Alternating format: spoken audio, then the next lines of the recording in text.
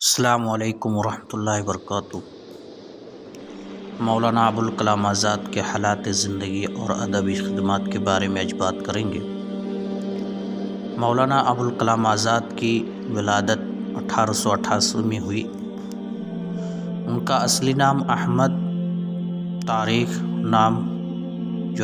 تاریخی نام ہے فیروز بخت، لقب ابوالکلام اور تخلص آزاد تھا۔ ان کے دادا شیخ محمد ہادی اپنی علمیت اور غیر معمولی قوت حافظہ کی وجہ سے مشہور تھے۔ 1857 سے پہلے جب علماء دہلی ہندوستان کی زب و حالی دیکھ کر ہجرت کر رہے تھے تو آزاد کے والد خیر الدین بھی مکہ معظمہ چلے گئے۔ یہاں شیخ محمد طاہری نے اپنی بھانجی سے ان کا عقد کر دیا۔ آزاد کی پیدائش کے کچھ عرصہ بعد ان کے والد پنڈلی کے ہڈی کے علاج کے سلسلے میں کلکتہ آئے تو واپس نہیں گئے۔ ابوالکلام آزاد نے کلکتہ پہنچنے سے پہلے ہی قرآن شریف کی چند سورتیں حفظ کر لی تھی اور اس طرح ان کی تعلیم کا آغاز ہوا۔ انہوں نے اپنے والد سے عربی و فارسی کی ابتدائی کتابیں پڑھیں، منطق کا درس مولوی یعقوب سے لیا۔ انہوں نے علم طب میں بھی دستگاہ پیدا کی۔ 1905 میں تعلیمی مشاغل سے فارغ ہو کر اپنے والد کے ایک مرید سے موسیقی سیکھی۔ انہوں نے ابوالکلام آزاد کو ستار بجانے کا بہت شوق تھا۔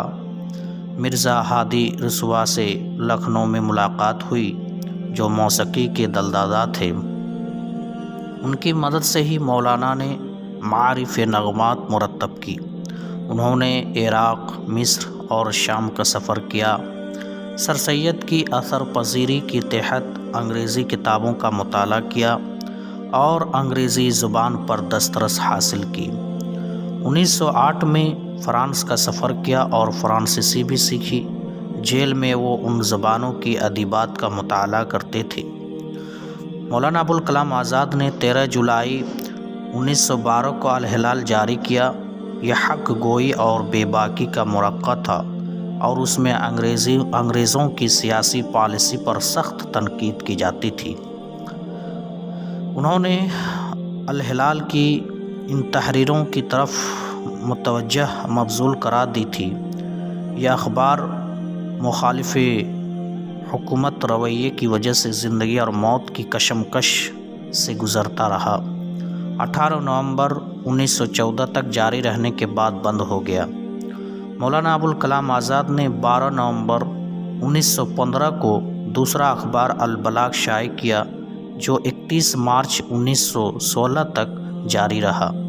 1927 کو الہلال دوبارہ شروع ہوا لیکن جلد ہی پھر اسے بند کر دینا پڑا۔ مولانا ابوالکلام آزاد کو قید و بند کی صعوبتیں بھی برداشت کرنی پڑی۔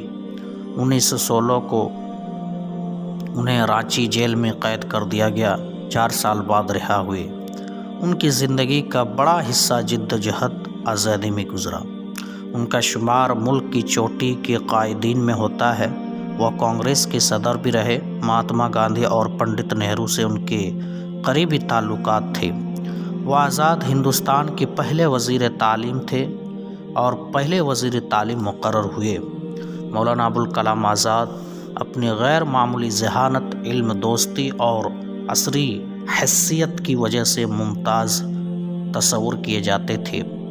1904 میں انجمن حمایت اسلام کے سالانہ اجلاس میں حالی اقبال اور نذیر احمد نے پہلی بار ابوالکلام آزاد سے ملاقات کی اور ان کے علمیت اور ذہانت سے بہت متاثر ہوئے۔ الہلال اور البلاغ کے علاوہ ترجمان القرآن، کبار خاطر، کاروان خیال اردو ادب میں ابوالکلام آزاد کی ناقابل فراموش یادگار ہیں۔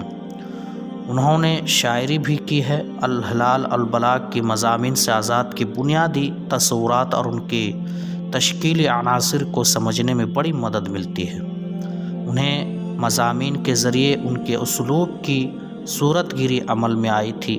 سر سید نے یہ ثابت کرنے کی کوشش کی تھی کہ مذہب اور عقلیت و مادی اقدار ایک دوسرے کی ضد ہیں۔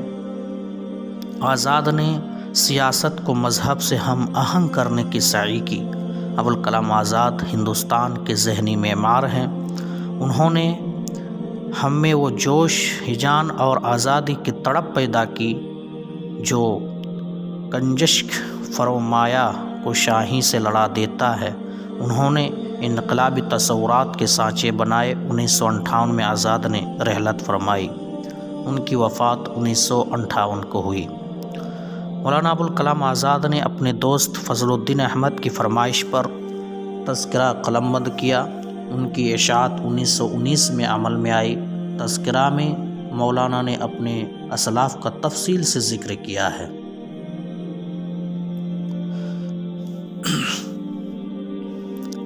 اور بتایا ہے کہ ان کے بزرگوں کے صدق و صفا نے ان کے تصورات کی کس طرح تشکیل کی۔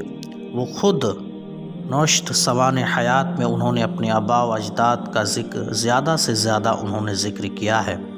وہ اپنے بارے میں کم تفصیلات بیان کی ہے۔ ترجمان القرآن کی اشاعت کی داستان میں بعض دردناک واقعات جڑے ہوئے ہیں، جسے گھر کی تلاشی، مسودات کا اتلاف اور آتش زدگی کے واقعات وغیرہ۔ ترجمان القرآن اسلام کی فکری تاریخ کے بعض اہم گوشوں کو اجاگر کرتا ہے۔ استدلال کی جس قوت کے ساتھ ترجمان القرآن لکھی گئی ہے، اسلامی لٹریچر میں ان کی مثال نہیں ملتی۔ اس تصنیف میں مولانا ابوالکلام آزاد کی تمام تر توجہ اس نقطے پر مرکوز رہی کہ آیات کا صحیح اور اصل مفہوم قاری تک پہنچ سکے۔ غبار خاطر ابوالکلام آزاد کے ان مکاتب کا مجموعہ ہے جو 3 اگست 1942 سے 3 ستمبر 1943 تک صدر یار جنگ حبیب الرحمن خان شیروانی کے نام لکھے۔ یہ خطوط قلعہ احمد نگر کی اسیری کے دوران لکھے گئے تھے اور کبھی پوسٹ نہیں کیے گئے۔ ان خطوط میں استدلال بھی ہے اور قلت صیانہ مباحث بھی۔ ان خطوں سے مولانا کے مناظر فطرت سے لگاؤ، ان کے ذوق، چائے نوشی اور شوق نغمہ و موسیقی کا اندازہ لگایا جا سکتا ہے۔ چڑیا چڑیے کی کہانی جیسے بظاہر ہلکے پھلکے موضوعات کو بھی مجموعہ میں جگہ ملی ہے۔ غبار خاطر کی خطوط انشاء پردازی کا بہترین نمونہ ہے۔ ان خطوط پر انشائیہ کی گہری چھاپ ہے اور ان میں شخصیت کی وہ جلوہ گری موجود ہے جسے انشائیوں کا طرائی امتیاز تصور کیا جاتا ہے۔ غبار خاطر کی عبارتوں کے بین السطور میں مولانا کی شخصیت اور افناد طبع کی جھلک دیکھنے کو ملتی ہے اور ان کے تصورات کا تو بھی نظر آتا ہے۔ کتاب میں کہیں کہیں ادبی موضوعات سے بھی بحث ہے۔ مولانا 9 جنوری 1943 کے مکتوب میں انانتی ادب سے بحث ہے۔ کاروان خیال میں ان موضوعات کی صدائے باشت سنائی دیتی ہے جو غبار خاطر میں پیش کیے گئے ہیں۔ آزاد کا اسلوب پرشکوا ہے۔ اس میں عربی و فارسی کے دقیق اور ناموس الفاظ بڑی چابکدستی کے ساتھ برتے گئے ہیں۔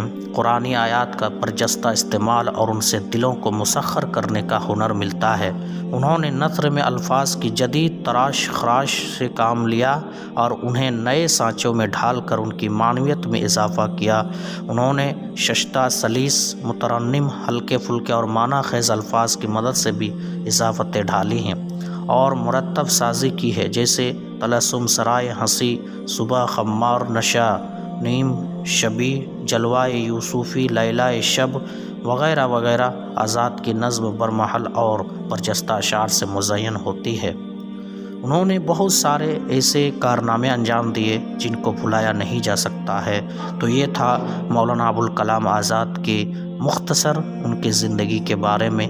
دوستو، آگے جو دوسری شخصیت جو آنے والی ہے اس کے بارے میں آپ کو بتا دوں کہ آنے والے شخصیت کے بارے میں ہم لوگ جو بات کریں گے ان کا تیسرا وہ شخص ہیں، یعنی پریم چند کی حالات زندگی کے بارے میں ہم لوگ پھر بات کریں گے۔ السلام علیکم۔